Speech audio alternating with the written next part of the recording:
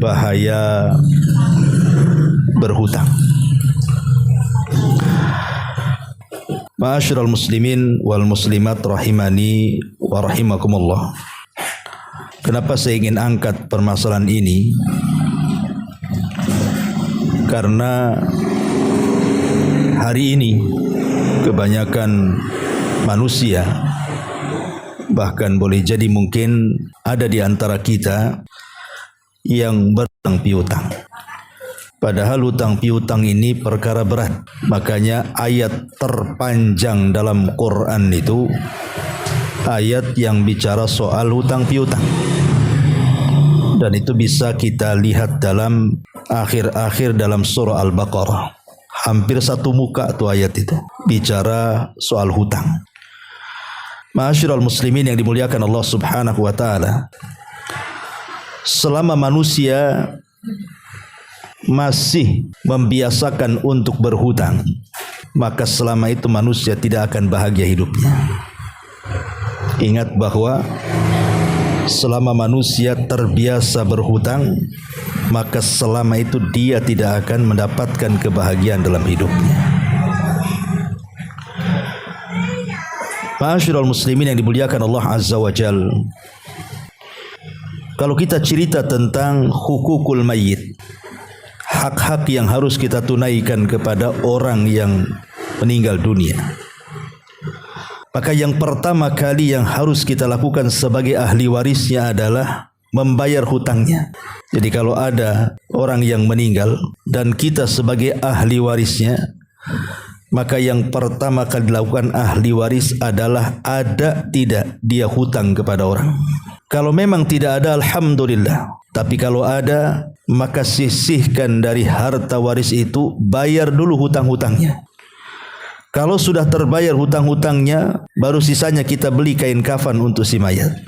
Dan juga tentunya fardu kifayah, karena hari ini menguburkan mayat juga perlu biaya untuk membeli kuburan dan penyelenggaraannya. Baru setelah itu kita bicara soal wasiat. Ada enggak orang yang meninggal itu berwasiat? Kalau memang ada wasiat, maka ahli warisnya harus memenuhi wasiatnya.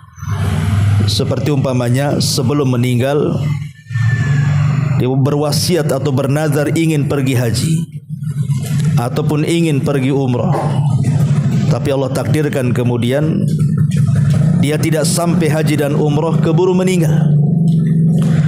Kalau memang ada harta waris yang disisakan, maka gunakan harta waris itu untuk melaksanakan wasiatnya. Haji dan umrah untuk orang tuanya. Karena Rasul sallallahu alaihi wasallam mengatakan fadainullah ahaqqu an yuqda. Hutang kepada Allah itu lebih berhak untuk dilunasi. Tapi dari sini lihat urutan para ulama fikih. Ketika ada orang meninggal, maka yang pertama kali bicara soal hutang piutang dulu. Karena begini, nanti pada hari kiamat ada dosa-dosa yang terkadang dimaafkan oleh Allah Subhanahu wa taala. Tapi ada dosa yang tidak bisa dimaafkan kecuali harus ada qisas. Salah satunya adalah hutang piutang. Sebanyak apapun amalan yang kita lakukan di dunia, sampai pun kita ini ke taraf jihad sekalipun, berperang di jalan Allah kemudian sampai mati syahid, kalau yang mati syahid ini punya hutang, maka dia tidak akan langsung masuk surga. Kata Nabi SAW, kullu syahidin maghfurun illa sahibu daini. Setiap orang yang mati syahid diampuni dosa-dosanya kecuali dia punya hutang.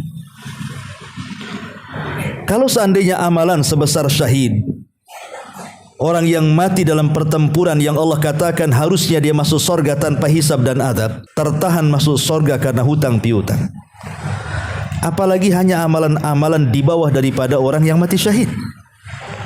kemudian dia meninggal, tiba-tiba kemudian meninggalkan hutang. Di zaman Nabi SAW ada orang meninggal. Kemudian para sahabat memandikan orang yang meninggal ini. Kemudian mengkafani orang yang meninggal ini. Kemudian siap disolatkan. Setelah siap disolatkan, maka para sahabat memanggil Nabi SAW untuk menjadi imam. Tapi sebelum Nabi SAW menjadi imam kepada jenazah tersebut, Rasul bertanya, apakah dia punya hutang? Maka sahabat yang lain mengatakan, ya, dia punya hutang 2 dinar. Maka Nabi SAW mengatakan, sallu ala sahibikum. Kalau begitu solatkan sahabat kalian dan aku tidak mau menyolatkannya. Nabi SAW lari, tidak mau menyolatkan orang yang punya hutang, dan menyerahkan solatnya kepada para sahabat. Solatkan dia oleh kalian, tapi saya tidak mau menyolatkannya. Akhirnya ada seorang sahabat namanya Abi Qatadah radhiyallahu anhu mengatakan, ya Rasulullah, solatkan dia, aku yang akan menanggung hutangnya. Islam pun menyolati jenazah itu. Kenapa? Karena ada sahabat yang menjamin mau menyolatkan, mau membayarkan hutang jenazah tersebut. Setelah disolatkan kemudian dikuburkan. Keesokan harinya Nabi SAW berjumpa dengan Abi Qatadah dan mengatakan, ya Aba Qatadah, bagaimana dengan 2 dinar itu? Sudah kau bayarkan? Maka Abi Qatadah mengatakan, ya Rasulullah, bukankah dia baru meninggal kemarin? Kemudian Nabi SAW pergi. Kemudian hari berikutnya Nabi SAW berjumpa lagi dengan Abi Qatadah dan mengatakan, ya Aba Qatadah, bagaimana dengan 2 dinar itu? Maka Abi Qatadah mengatakan, ya Rasulullah, aku sudah membayarnya. Kata Nabi SAW, al-an ya Aba Qatadah qad barudat qabruh. Sekarang wahai Aba Qatadah, kuburan orang itu sudah menjadi dingin karena sudah dibayarkan. Artinya kalau seandainya orang yang meninggal punya hutang dan belum dibayar, kuburannya panas.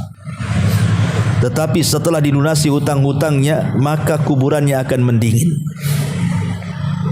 Harus diwaris. Jangan pernah menyiksa orang-orang yang sudah memberikan harta secara percuma kepada dia. Tanpa bekerja dia dapat uang banyak dari warisannya, tapi tidak berfikir soal hutang-hutang orang yang sudah meninggalkan warisannya itu. Padahal lihat Nabi SAW, ketika Aba Qatadah sudah menjamin 2 dinar itu, Rasul mengatakan, al-an ya Aba Qatadah, kuburannya sudah dingin. Betapa banyak anak-anak yang menyiksa orang tuanya di kuburannya, padahal harta warisnya banyak. Harusnya dibayarkan dulu tuh hutang-hutangnya, supaya orang yang meninggalkan harta itu dia merasa senang di dalam kuburannya. Ma'asyiral muslimin yang dimuliakan Allah Subhanahu wa taala, seorang muslim itu punya izzah, punya kehormatan. Seorang muslim itu harus punya izzah, kehormatan. Tapi orang yang berhutang hilang kehormatannya, karena biasanya orang yang berhutang itu dia akan merendah diri kepada orang yang akan dipinjami uangnya, kan? Dia tidak berani membusungkan dadanya. Pasti dia akan berkata dengan kata-kata yang lirih, dengan rayuan-rayuan gombal, dengan janji-janji palsu, merendahkan diri di hadapan orang. Padahal Nabi SAW mengatakan, yaddul ulya khairun min yadis sufla. Tangan di atas lebih baik daripada tangan di bawah. Mana kemuliaan kita? Harusnya seorang muslim itu zuhud, supaya dicintai manusia. Allah mencintai kita, manusia juga mencintai kita. Izhad fid dunya yuhibbukallah, wazhad fima indan nas yuhibbuk. Dunia Allah suka, dan zuhudlah kepada manusia, manusia suka dengan kita. Arti zuhud kepada manusia, jangan pernah meminta-minta, berhutang kepada manusia, karena itu merendahkan kita. Dahulu sebelum Islam, di zaman jahiliyah, kalau ada orang yang berhutang dan tidak sanggup membayar, maka dia akan menjadi budak sampai dia membayar hutangnya.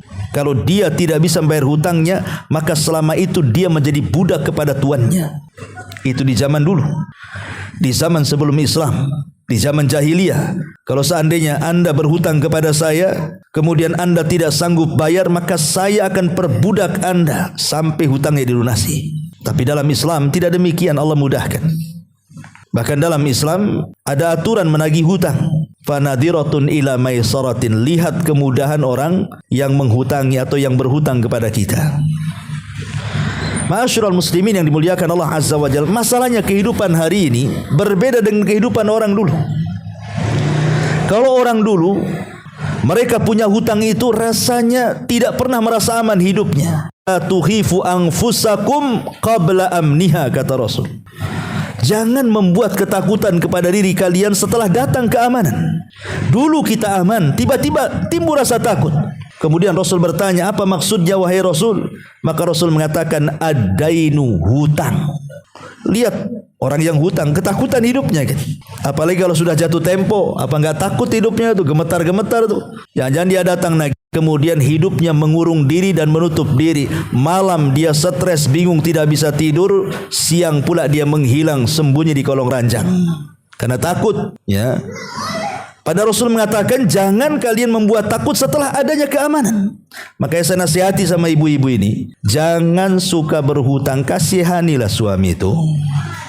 Karena gara-gara ibu ini gara-gara kemudian ingin hidup seperti tetangganya. Tetangga punya itu, ingin itu. Kalau bisa seluruh perabotan rumah tangga itu sama dengan tetangganya. Mulai dari kulkasnya, kompornya, peralatannya semua. Tapi masalahnya kemampuan suami tidak sampai ke situ. Akhirnya karena hari-hari dicereweti, pusing juga tuh telinga suami itu. Terpaksalah hutang akhirnya. Hutang sana sini, rumah kredit, kulkas kredit, kasur kredit, lemari kredit. Hanya ibu aja nggak dikreditkan tuh. Akhirnya apa, hidupnya stres kan suami itu. Ibu tenang-tenang saja yang buat menggunakan fasilitas. Lah suami yang melunasi hutang itu setengah mati dia. Padahal di akhirat Allah Azza wa Jalla, yauma yafirrul mar'u min akhi wa ummihi wa abi wa sahibatihi wa banih likulli imri'im minhum yauma idzin sya'nu yughni. Pada hari di mana orang lari dari kawannya, lari dari orang tuanya, lari dari pasangannya. Masing-masing orang sibuk dengan sendiri-sendiri. Jadi orang yang kita bela-bela sampai kita hutang-hutang, pada hari kiamat dia akan lari dari kita.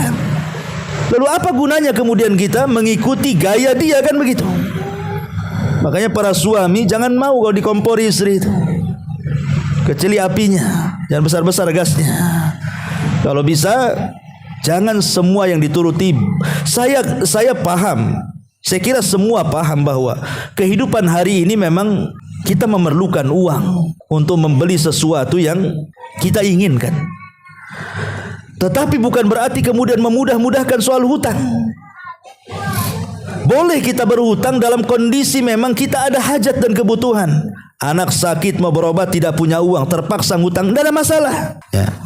Kita masih nyewa, ntar lagi mau datang nih orang yang punya rumah. Kalau kita tidak bayar kita akan diusir. Mau tinggal di mana? Terpaksalah hutang. Tidak ada masalah. Ada mendesak, ada kebutuhan namanya. Ini tidak ada yang mendesak. Anak ya sehat, rumah sendiri, ya kan? Kemudian peralatan rumah tangga pun ya cukuplah walaupun masih lama gitu ya. Tapi kan bisa dipakai. Tapi karena terhasut dengan tetangganya, pengen kompornya sama, pengen kulkasnya sama, piring, gelas semuanya kalau bisa sama, yang harganya tinggi-tinggi. Untuk apa coba?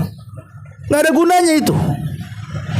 Toh juga yang lama masih bisa dipakai, kenapa minta pula yang baru? Hutang, disitulah kata Nabi SAW, menjadi rendahlah manusia, hilang kebahagiaannya. Seolah-olah kalau suami ini mau ngomong, maka suami mengatakan, dulu aku tenang, sekarang aku susah gara-gara kamu, katanya. Gara-gara utang, akhirnya susah hidup. Ya, tolong ibu-ibu ya, ini nasihat.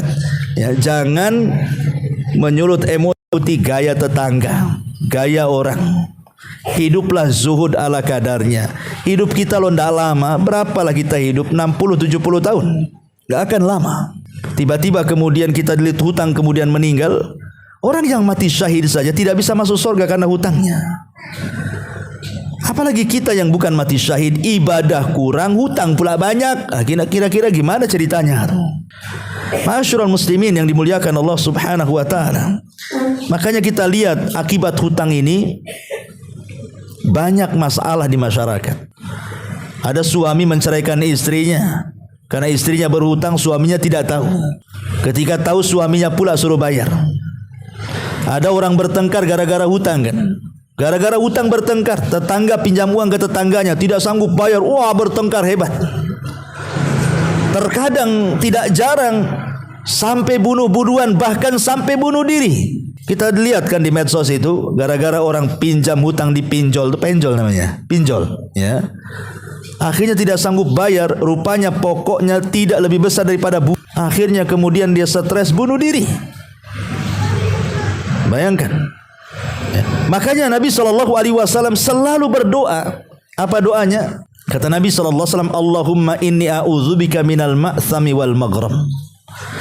Ya Allah, aku berlindung dari kamu untuk banyak melakukan perbuatan dosa dan untuk terjerumus kepada hutang piutang. Dan Rasul selalu membaca di akhir tasyahud sebelum salam. Dan terus membaca doa ini.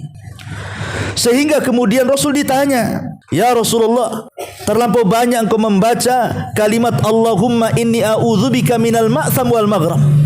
Kenapa engkau selalu berlindung dari hutang piutang, dari hutang piutang? Ada apa wahai Rasul? Maka Nabi SAW mengatakan, ya fulan, innar rajul, sesungguhnya seseorang itu apabila dia berhutang, fahaddatsa fakadzab, ketika dia bicara pasti dia dusta. Wa wa'ada fa akhlaf, kalau ngomong dusta, kalau janji pasti dia ingkari. Kan begitu orang hutang ya. Coba saja ada orang yang berhutang kepada antum, kemudian ditentukan waktu bayarnya 2 atau 3 minggu atau sebulan, 2 bulan atau setahun, 2 tahun. Ketika sampai di waktu temponya, kemudian kita datang, dia tidak sanggup bayar. Pertama, mungkin dia tidak bohong, saya tidak ada uang. Kedua, ketiga, keempat, pasti dia bohong. Pasti dia bohong. Kemudian setelah bohong, dia pun menjanjikan, nantilah kalau bisa minggu depan. Setelah datang minggu depan, pasti diingkari janjinya. Itulah kenapa kemudian dosa itu bisa melahirkan dosa yang lainnya. Awalnya dosa tidak mau bayar hutang, meningkat kepada dosa dusta, meningkat kepada dosa khianat, jadilah dia munafik. Karena di antara tanda-tanda munafik itu, idza haddatsa kadzab, apabila dia ngomong berdusta, wa idza wa'ada akhlaf, kalau dia menjanjikan sesuatu dia khianati janjinya. Dan itu cirinya ada di orang yang berhutang. Kan gitu ya. Dua perkara ini ada di orang berhutang tuh. Makanya ma'asyiral muslimin yang dimuliakan Allah Azza wa Jalla, banyaknya kriminal di masyarakat itu karena utang piutang. Lihat orang yang kemudian akhirnya gara-gara utang piutang dipenjarakan. Di penjara banyak orang yang terkena utang piutang kasusnya. Kemudian dia tidak sanggup membayar, terkadang kemudian dia pergi dan memang betul-betul dia mencuri uang itu dengan cara apa? Diblokir nomornya, pindah rumahnya, dihilangkan jejak alamatnya, sehingga orang yang punya uang mau nagih utang tidak tahu di mana dia. Kan dia sama dengan pencuri itu namanya. Makanya kenapa Nabi SAW mengatakan kalau punya hutang bayar. Karena kalau ada niat untuk membayar, Allah akan tolong bayarannya. Jadi Allah akan menolong, berupaya memudahkan bagaimana caranya mencari harta untuk membayar hutang. Itu kalau ada niat bayar. Jadi kalau ada orang berhutang, ada niat bayar, Allah mudahkan nanti itu cara pembayarannya. Tapi kalau seandainya orang yang berhutang dan dia tidak ada niat bayar, Allah hancurkan kehidupannya di dunia dan di akhirat. Kata Syekh Shalih Fauzan hafizahullah taala, di dunia Allah akan kirimkan banyak penyakit di badannya, dan di akhirat dia dianggap pencuri di hadapan Allah Subhanahu wa taala. Ini bahaya orang hutang piutang itu, ikhwan. Di dunia Allah kirim banyak penyakit nanti itu.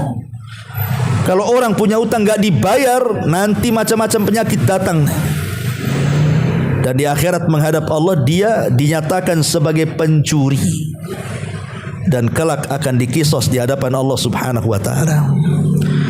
Ma'asyiral muslimin yang dimuliakan Allah Azza wa Jalla, maka kalau bisa sebisa mungkin zuhud kita ini. Tidak usahlah hutang piutang itu. Kalau memang tidak mendesak, tidak usah hutang. Hutang itu tidak baik. Hutang itu hanya dibolehkan dalam kondisi darurat saja. Karena jangankan kita, di zaman para sahabat Nabi SAW ada orang yang terlilit hutang bingung hidupnya. Itu sahabat tuh. Sampai-sampai Nabi SAW satu hari di waktu yang bukan jadwal sholat, waktu duha, tiba-tiba kakinya dilangkahkan untuk menuju masjid. Antas apa masalahnya? Tiba-tiba Rasul pengen ke masjid, padahal di luar waktu sholat. Rupanya ketika sampai di masjid, Rasul melihat ada seorang sahabat namanya Abu Umamah Al-Ansari radhiyallahu anhu. Rasul heran, ngapain Abu Umamah di masjid nih? Ya, Rasul bertanya, ya Abu Umamah, ngapain kau di masjid? Ini bukan waktu sholat, ini waktunya orang kerja jam segini itu. Maka Abu Umamah mengatakan, ya Rasulullah, humumun lazimatni wa duyunun. Humumun lazimatni wa duyunun. Rasul, aku sedang stres, bingung, katanya. Lihat, sahabat saja bingung, stres. Ya. Tapi sahabat Nabi SAW mengajarkan kepada kita, kalau kita terlilit hutang, bingung, stres, kemana kita melangkah? Ke masjid. Minta kepada Allah Azza wa Jalla agar Allah membantu kita. Makanya Abu Mahni ke masjid, langsung sholat, ibadah, doa, gitu ya. Dan setelah kemudian bermunajat kepada Allah Azza wa Jalla, berdoa karena urusan dia, stres dia, hutang dia, tiba-tiba apa? Allah mengutus Nabi untuk datang ke masjid, kan? Untuk apa Nabi datang ke masjid? Memberikan solusi, dan itu bentuk ijabahnya doa Abu Umamah.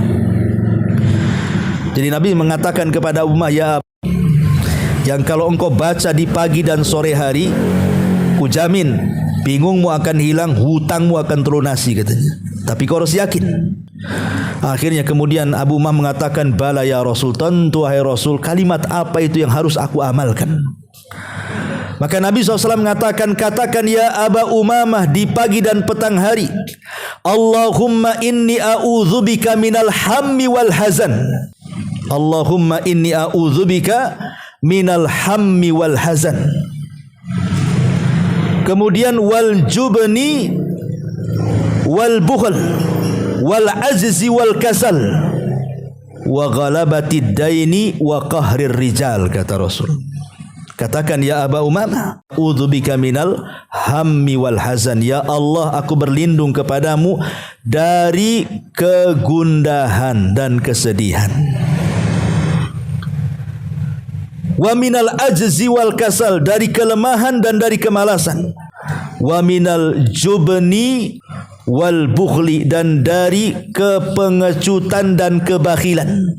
Wa min ghalabati daini wa qahri rijal, dan dari terkalahkan hutang manusia atau terkalahkan jasa manusia.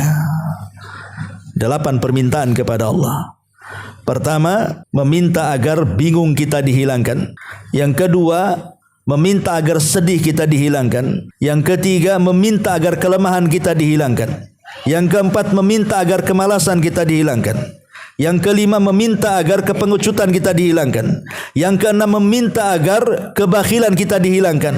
Yang ketujuh, meminta agar Allah menghilangkan hutang-hutang yang ada pada kita dan menghilangkan kita dikuasai manusia karena jasa baiknya manusia kepada kita. 8 perkara. Rasul SAW menyuruh Abu Umamah untuk berdoa, Allahumma inni a'udzubika minal hammi wal hazan wal azzi wal kasal wal jubni wal bukhli wa ghalabati daini wa qahrir rijal. Setelah kemudian berlalu beberapa waktu, Abu Umamah mengamalkan doa ini dengan senantiasa berusaha. Subhanallah, tidak membutuhkan waktu yang lama. Kata Abu Umamah, ketika aku membaca doa ini pagi dan petang, azhaba annil hazan wa qadha anni dain, kata dia. Tiba-tiba hilang kebingunganku, terlunasi pula hutang-hutangku, katanya. Tapi harus yakin. Yakin kepada Allah Subhanahu wa taala. Ma'asyiral muslimin yang dimuliakan Allah Subhanahu wa taala, makanya ada doa yang sangat bagus sekali bagi anda yang terlilit hutang nih, ya. Berdoalah dengan keyakinan penuh kepada Allah Subhanahu wa taala. Kemudian doa tidak mungkin akan diijabah kecuali akhdhu bil asbab, mengambil sebab juga. Satu, berdoa kepada Allah, yang kedua ada usaha, ya. Dan usaha itu akan Allah mudahkan. Dari Ali radhiyallahu an, Nabi SAW dari Ali radhiyallahu an, satu hari ada seorang budak mukatab. Mukatab itu budak yang ingin merdeka dari tuannya, sehingga dia berjanji kepada tuannya akan menyerahkan uang sekian dengan sekian, kalau sudah lunas aku bebas, tidak jadi budak lagi. Tapi kemudian dia tidak sanggup untuk membayarnya karena besarnya tebusan kepada tuannya, malah jadi hutang akhirnya. Kemudian dia datang kepada Ali radhiyallahu anhu mencari solusi, bagaimana cara melunasi hutang-hutang kepada tuannya ini. Maka Ali radhiyallahu anhu mengatakan, baik, akan kuajarkan kepadamu beberapa kalimat yang Rasul sudah mengajarkan kepadaku. Yang Rasul sudah mengajarkan kepadaku. Kata Ali, lau kana alaika mithlu jabali sir dainan addahullahu anka. Kata Ali radhiyallahu anhu, kalau engkau memang memiliki hutang sebesar gunung, oh senang nih, dan mengatakan, ya Amirul Mukminin, ya Ali, doa apa yang diajarkan Rasul kepadamu tuh? Maka kemudian Ali mengatakan, katakan Allahumma kfini bihalalika an haramik. Allahumma kfini bihalalika an haramik. Ya Allah, cukupkan aku dengan kehalalanmu. Cukupkan aku dengan kehalalanmu tanpa memerlukan apa yang kau haramkan kepadaku. Kemudian wa aghnini bifadlika amman siwak, dan jadikanlah aku kaya sehingga aku tidak butuh kepada selain. Doanya hanya Allahumma kfini bihalalika an haramik wa aghnini bifadlika amman siwak. Kan pendek itu, antum amalkan. Antum baca pagi petang habis sholat, baca saja kalau punya hutang itu. Allahumma kfini bihalalika an haramik wa aghnini bifadlika amman siwak. Ya Allah, cukupkan aku dari perkara yang kau halalkan kepadaku tanpa aku harus mengambil yang haram. Ya Allah, cukupkan aku, kayakan aku supaya aku tidak berhajat kepada selainmu. Doa ini manjur sekali, bahkan dikatakan para ulama ini mujarrab namanya, sudah terbukti. Kalau kita baca doa ini dan kita punya hutang, kemudian kita berusaha, Allah mudahkan usaha kita untuk membayar hutang-hutang kita. Karena bagaimanapun tanpa pertolongan Allah Subhanahu wa taala kita tidak bisa melunasi hutang-hutang kita. Hanya dengan pertolongan Allah lah perkara besar menjadi mudah, perkara mudah makin mudah. Tapi kalau tidak ada pertolongan Allah, perkara mudah jadi sulit, perkara sulit makin pula sulit, dia tidak bisa menguraikannya. Ma'asyiral muslimin yang dimuliakan Allah Subhanahu wa taala, dari sini ada adab-adab. Adab-adab yang harus dipahami khusus orang yang berhutang nih. Kalau Anda ingin berhutang, lihat adab-adab ini. Yang pertama, lurus dan berpikir tujuan hutang Anda ini apa. Kita harus meluruskan niat. Maksud meluruskan niat itu kita berhutang untuk dibayar. Kita luruskan niat bahwa saya hutang itu saya akan bayar. Jangan kemudian kita hutang tidak ada niat membayarnya, maka akan dipersulit hidupnya. Kemudian lihat tujuannya apa. Kalau tidak mendesak tidak perlu hutang, ya. Kemudian yang kedua, tidak berhutang kecuali dalam kondisi darurat. Kalau tidak darurat jangan berhutang. Kemudian yang ketiga, wajib melunasi hutang kalau sudah sampai temponya. Wajib, kalau tidak kita zalim. Sebab kalau kita tidak melunasi hutang orang, sebanyak hutang yang kita ambil, umpamanya kita berhutang 1 juta, pas waktu temponya tidak sanggup bayar, padahal bisa bayar, kalau dia mau bayar bisa menyicil itu, tapi memang tidak ada niat membayarnya, maka setiap hari pahala sebanyak utang yang kita ambil diberikan kepada orang yang punya utang, diberikan kepada orang yang punya uang itu. Kan rugi pahala kita diambil setiap hari sama dia, ya. Kemudian berusaha berhutang jangan kepada orang miskin. Kalau berhutang itu sama orang kaya. Betapa banyak orang kaya jadi rentenir, percuma juga jadinya kan, ya. Jadi berhutang itu sama orang kaya. Ini berhutang sama tetangga sama-sama susah. Makanya kalau seandainya tidak sanggup bayar, akhirnya bertengkar, sama-sama susah. Aku ini butuh duit, kau janji bulan depan mau bayar, kau tak mau bayar pula. Wah, bertengkar itu. Maka jangan berhutang kecuali sama orang kaya. Kalau orang kaya seandainya kita tidak sanggup bayar, dia hidupnya pencukup kan gitu ya. Mungkin boleh jadi orang kaya yang baik itu dia akan mengulur waktu, ya sudahlah. Karena dia kaya masalahnya. Loh, kalau antum berhutang sama orang sama-sama ya ekonominya sama, oh itu alamat bertengkar itu. Apalagi hutangnya tidak sedikit, banyak. Ya, bisa laporan ke polisi itu. Maka dari sini kalau mau berhutang cari orang kaya plus baik, dan jangan berhutang kepada rentenir. Karena hari ini lihat kebutuhan manusia.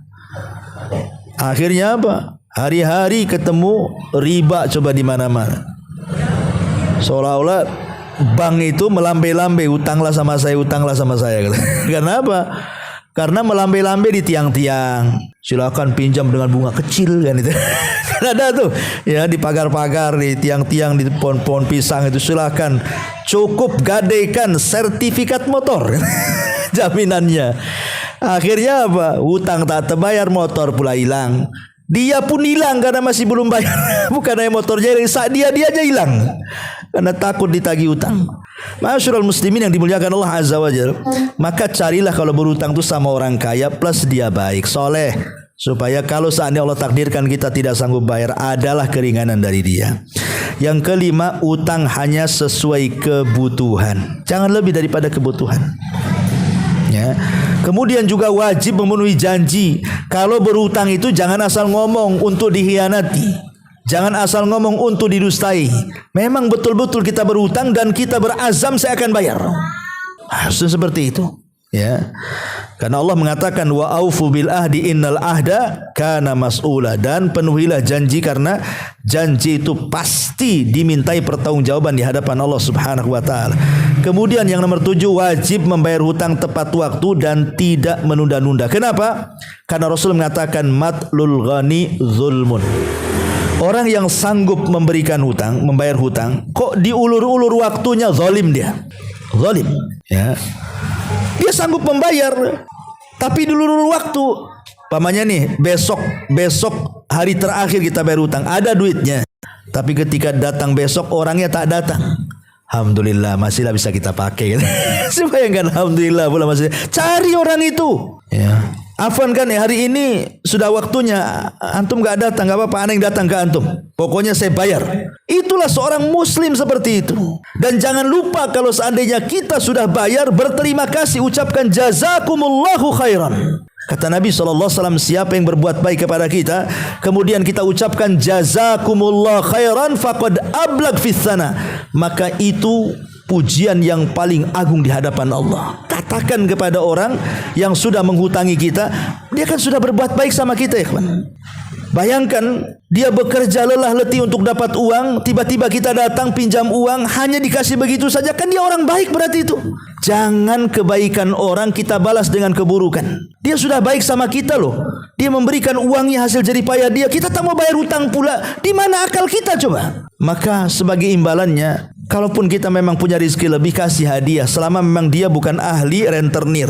Lain kalau kita datang kepada rentenir, orang ini tidak dikenal rentenir, dia orang baik saja, kemudian meminjamkan uangnya, kemudian sebagai balasannya kita ketika mengembalikan uang itu kita tambah sedikit, itu bukan riba, itu hadiah namanya. Selama orang yang menghutang itu tidak dikenal membungakan uang, nggak masalah. Dan ucapkan jazakumullah khairan, karena itu adalah setinggi-tingginya pujian kepada kebaikan orang.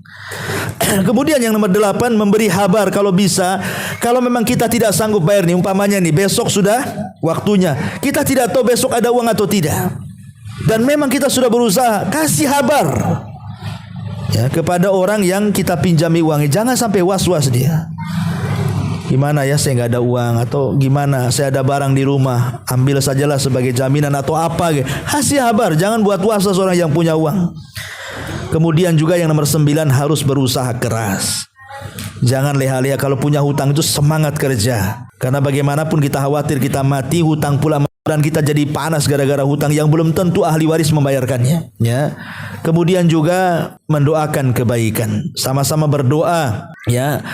Doakan supaya dia mendapatkan berkah. Jadi kalau seandainya kita membayar hutang selain mengucapkan jazakumullah khairan kita katakan apa? Allahumma barik laka fi ahlika wa malik.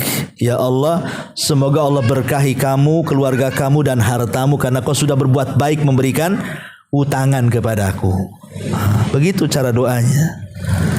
Ya, ma'asyiral muslimin yang dimuliakan Allah Subhanahu wa taala, karena soal hutang piutang ini berat, ikhwan. Sekali lagi, hutang piutang ini bukan perkara mudah.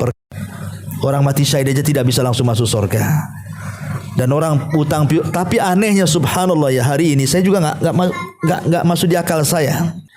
Ada orang berhutang tapi dia sombong. Contoh mamanya dia kredit mobil. Wah, mobil Avanza, mobil Xenia, mobil apa? Sebenarnya kredit. Dengan sombongnya dia mobil utangan, dia sombong. Bangga pula dengan utang, itu namanya bangga dengan utang. Mobil utang kok bangga? Motor utang kok bangga? Apa yang dibanggakan dari utang? Aneh, harusnya utang piutang itu takut kita ini. Bangga pula dengan utang, sombong pula dengan utang. Nauzubillah, nauzubillah. Kita berlindung kepada Allah. Ya, karena sekarang ini kan mungkin karena ingin hidup hedonis atau pengen hidup agak ya mungkin melihat zaman yang begitu maju, karena korban apa ya? Korban drakor atau apa ya? Drama Korea, korban sinetron, korban apa, akhirnya kepengen pula yang ditiru. Sinetron pula itu mainnya bukan di desa-desa, di kota-kota yang pakai apartemen, kasurnya bagus, itu pula ditonton kan itu ya. Ya, coba yang mainnya sinetron itu di desa-desa yang pakai bambu, yang pakai apa gitu. Ini enggak gitu. Film-filmnya pula yang kemewahannya ditampakkan. Ini kalau tidak punya, kembali kepada awal, stres akhirnya itu suaminya. Berhutang sana, hutang sini. Makanya saya katakan jangan berhutang dan jangan senang dengan hutang. Jangan senang dengan hutang. Karena banyak orang yang senang dengan hutang sekarang, naudzubillah. Coba, udah rumah kredit, mobil kredit, semua dikreditkan tuh, mulai kasur, kulkas, semua kredit. Hanya dia dan keluarga istrinya aja nggak kredit itu. Tapi dia bangga. Ya cari rumah yang mewah, yang megah, di perumahan yang high class lah bahasa kitanya kan. Untuk apa coba? Ya, dengan bangga, oh saya tinggal di sana, padahal rumahnya utang tuh. Kan gitu ya. Di mana bang tinggal? Di sana. Ya, kau di mana? Di Ruli. Apa Ruli? Gitu. Dia utang padahal yang di Ruli itu cash. Kan itu masih bagus di Ruli yang cash, izzah. Dia punya kehormatan daripada kau di rumah mewah tapi utang buat apa? Ya, apa masalahnya kan itu? Hidup kok seperti ini. Islam itu nggak seperti itu cara hidupnya. Kita ini punya izzah, punya kehormatan. Jangan menunduk di hadapan manusia. Betapa banyak orang yang kemudian akhirnya hilang tawakalnya kepada Allah gara-gara apa? Hutang piutang, hilang tauhidnya. Hilang tauhidnya, kawan. Masyaallah muslimin yang dimuliakan Allah Azza wa Jal, intinya bahwa Islam sangat melarang hutang piutang, dan hutang piutang itu murni soal sosial ya. Jangan ada keuntungan dalam hutang piutang. Sebab kalau ada keuntungan dalam hutang piutang, maka keuntungan itu menjadi riba. Nggak boleh. Pamannya saya pinjam sama antum uang 100 juta. Kemudian kata antum, apa jaminannya Ustaz? Uang itu besar, nanti Ustaz tak mau bayar juga. Kata saya, ini saya punya ladang, ini jaminannya, ini sertifikatnya. Kalau anda memanfaatkan ladang saya, umpamanya 1 tahun bisa menghasilkan 3 kali, ya, dan terus diambil manfaatnya sampai saya melunasi utang saya, berarti manfaat dari ladang itu hukumnya riba. Berarti saya membayar sisanya saja, umpamanya 1 tahun dari hasil ladang itu 50 juta, berarti saya tinggal 50 juta bayar. Kalau anda minta 100 juta juga sebagaimana diutangkan, sementara anda dapat hasil ladang 50 juta, yang 50 juta riba. Karena tidak ada keuntungan dalam hutang piutang. Kalau mau ada keuntungan, jualan, berbisnis, berniaga, itu boleh. Ayo kita kerjasama. Tapi kalau akadnya hutang piutang, tidak boleh mengambil keuntungan. Karena hutang piutang itu murni soal sosial. Kebaikan kita ingin dapat pahala soal hutang piutang. Wallahu a'lam bishawab.